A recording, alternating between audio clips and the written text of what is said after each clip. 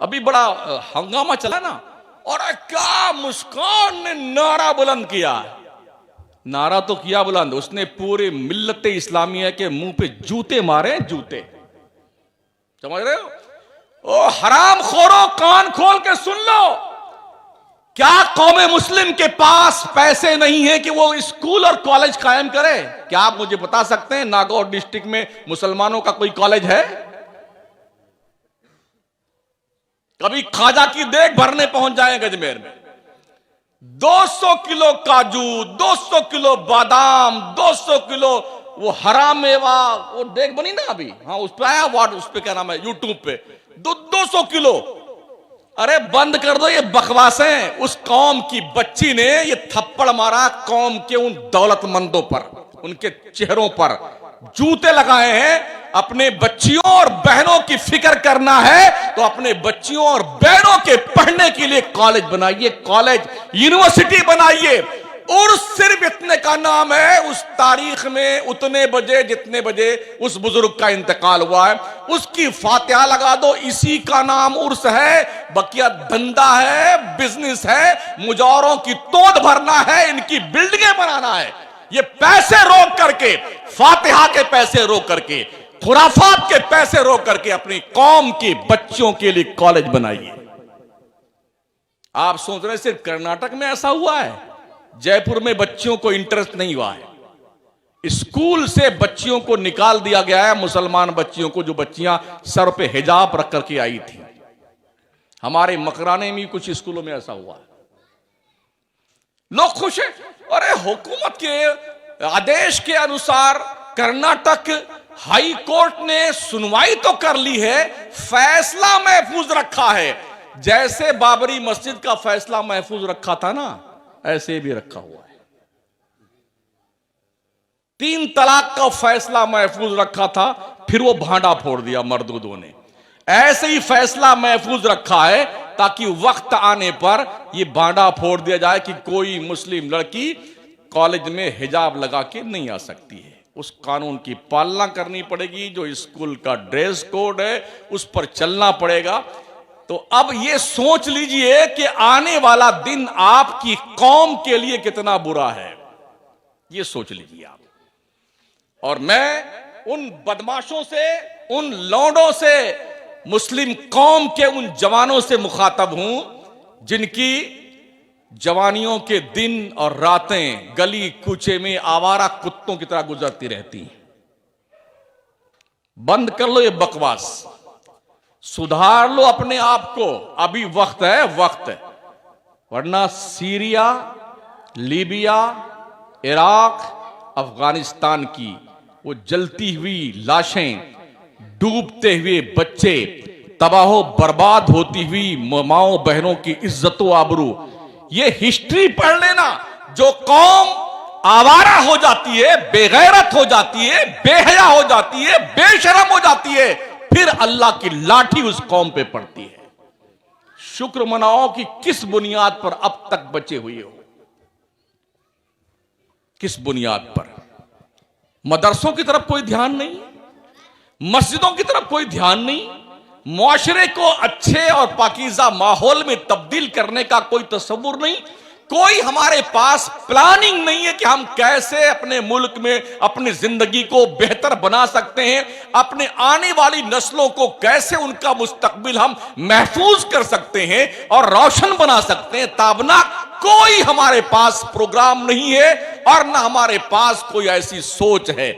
जैसे कीड़े मकोड़े पैदा हो जाते हैं, कहीं इधर पड़े मर गए, कहीं उस गली कूचे मर गए, कहीं उधर जा रहे हैं, आवारागर्दी। ये हमारी कौम का हाल है। और सिर्फ ये आपके नागौर का नहीं है, पूरे मुल्क के मुसलमानों का है। एक कॉलेज मुसलमानों के पास नहीं है पूरे नागौर में। यूनिवर्सिटी छोड़िए आप, राजस्थान भर में 2-4 कॉलेज होंगे मुसलमानों के, यूनिवर्सिटी तो है ही नहीं कहीं भी। क्या करेंगे आप? इल्म का दौर है, इल्म का, क्वालिफिकेशन का दौर है, पढ़ाई का दौर है, ज्ञान का दौर है, रिसर्च का दौर है। और हम ओहो पूछो मत, धोनी रमाए बैठे हुए हैं।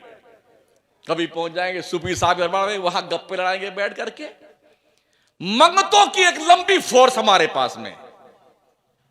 जिस गली कूचे में देखिए एक एक डब्बे पे एक एक फकीर को बिठाए हुए घूम रहा है फजर की अजान के वक्त, और हदीसें बयान करता है इसी को देना वाजिब है, इसी फकीर को देना फर्ज है, इसी पर खर्च कीजिए, अल्लाह के रसूल ने फरमाया है। अपने घरों से निकल के इसकी हालत देखें तो हमारी माएं बहुत जल्दी घर से निकलती बहन, और जल्दी को जो अभी वो मांग दूर निकल जाएगा, जल्दी को जल्दी दे दो।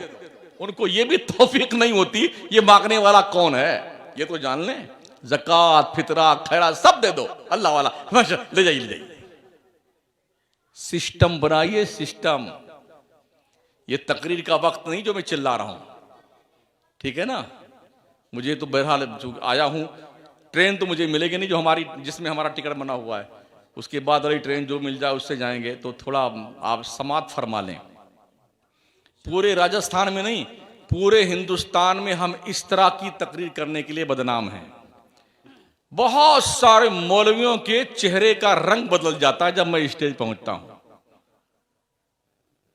इसलिए कि मैं वहीं पर हाथ रखता हूं जहां पर जख्म होता है। खाम खा एंटीबायोटिक दवा दे दे करके गुर्दा फेल करने की मेरी आदत नहीं है दर्द। हाँ, जो मर्ज है, अगर यहां मर्ज है टेबलेट से ठीक हो तो ठीक है, वरना इसको यहीं से काट दो ताकि ये नासूर न बन जाए। तो लोगों का हाजमा खराब हो जाता है बेटों का। कुछ तो स्टेज छोड़ के भाग जाते हैं और कुछ तो अरे क्यों बुलाते हो शमसुद्दीन को, तुम्हारी कब्र खोदने को बुलाते हैं शमसुद्दीन को। जिस दिन ये मौलवी सुधर गया ना, मौलवी सिर्फ 10% से 15% मौलवी ठीक है, माफ कीजिएगा सर, इसी बिरादरी का मैं भी आदमी हूं। 10 से 15% तक मौलवी काम करता और ठीक मौलवी है। 80% मौलवियों का हाल इतना खराब है कि पूछो मत साहब, कुछ लेना देना नहीं। ये हमारी डुगडुगी है, ये हमारी दुकान है, ये तुम्हारी दुकान है, बस इसी में अपना बाजा बजाते रहो रात भर और दिन भर बैठे हुए। हमारी यूनिटी क्यों नहीं है? हमारा अकीदा एक है, मसलक एक है, मशरब एक है, मंजिल एक है, रास्ता एक है। हम एक क्यों नहीं है बना में सुन्नी? क्यों एक नहीं? अपने अपने पीर की डुगडुगी बजाए हुए पीर साहब। मरदूदों कान खोल के सुन लो, वो उस तरह के मौलवी जो इस नेचर के हैं। अल्लाह ने हमें दीन की तबलीग के लिए पैदा किया है, पीर की तबलीग के लिए नहीं पैदा किया है। पूरे कुरान में किसी पीर का जिक्र नहीं है और हदीस की किसी किताब में किसी पीर का जिक्र नहीं है। अगर है तो मुझे बता दो ला करके। पीरी मुरीदी का रीजन क्या रहा है, जरा इस पे गौर कीजिए। आप शुरू कीजिए सरकार हसन बसरी, बहुत दूर के गौस पाक को ले लीजिए। आप क्या करते थे ये पीर लोग? ख्वाजा उस्मान हारूनी को देखिए, सरकार ख्वाजा गरीब नवाज को देखिए, मखदूम अशरफ सिमनानी को देखिए, इमाम अहमद रजा सरकार को देखिए। ये लोग क्या करते थे मुरीद करके? बिल्डिंग बनाते थे, पैसा इकट्ठा करते थे, गाड़ियां खरीदते थे? जी नहीं। ये लोग जिसको मुरीद करते थे ना, उसे अल्लाह का वली बनाते थे। देख लीजिए, जितने मुरीद ख्वाजा गरीब नवाज के हैं, हर मुरीद अल्लाह का वली है। चाहे बख्तियार काकी के मुरीद हों, साबिर अलाउद्दीन के मुरीद हों, सारे मुरीद अल्लाह के वली। इमाम अहमद रजा के सारे मुरीद अल्लाह के वली, मखदूम सिमना के सारे मुरीद अल्लाह के। क्यों? इसलिए कि वो मुरीद की तरबियत करते थे। इसलिए मुरीद नहीं करते थे कि पीर का बंगला बने, एक कोठी बने। हमने देखा है पीरों के, एक कोठी कलकत्ता में है उसी पीर की 2 करोड़ की, उसी की कोठी मुंबई में 3 करोड़ की, उसी की कोठी अहमदाबाद में 2 करोड़ की, उसी की कोठी लखनऊ में 3 करोड़ की। रहता कौन है? एक चपरासी रहता है झाड़ू पोछा लगाने के लिए। और जब पीर आएगा तो फिर सारे मुरीद पहुंचे, जिंदाबाद जिंदाबाद जिंदाबाद जिंदाबाद। 3 दिन मरदूद रहते वहां पर, लूट खसोट के खाते हैं मुरीद। और मुरीद समझता आप जन्नत मेरे बाप की हो गई। कसम खुदा के इतना मारे जाओगे ना, पीर भी इतना कूटा जाएगा, भेजा बाहर निकल आएगा उसका पीर का। और ऐसे मुरीदों की वो धुनाई होगी, शक्लें नहीं पहचानी जाएंगी। शक्लें नहीं पहचानी जाएंगी। अपने दिल में झांक कर देखो कितना गंदा हो चुका है ये दिल। हरामखोरी, बेईमानी, लूट खसोट, गीबत, चुगली, बुराई, ये सब की आमाजगाह हमारा दिल बना हुआ है। अल्लाह वाले क्या करते थे?